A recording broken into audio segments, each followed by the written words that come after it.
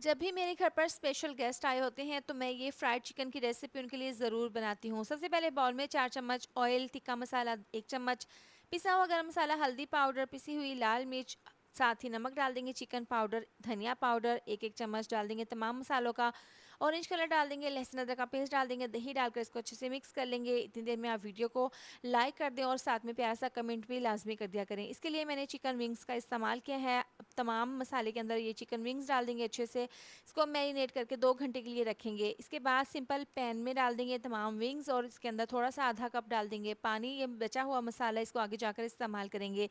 Cover करके इसको medium to low आँच पर 10 से 12 मिनट के लिए पका लेंगे। 12 मिनट के बाद इसकी साइड को चेंज कर देंगे। जो बाकी का पानी है इसको हमने ड्राई कर लेना है तेज़ आँच पर पकाकर। अब जो मसाला था बचा हुआ इसके अंदर 2 चम्मच मैदा, 2 चम्मच कॉर्नफ्लोर डालकर अच्छे से मिक्स कर लेंगे। अगर थिक लगे तो थोड़ा-सा पानी डाल लें।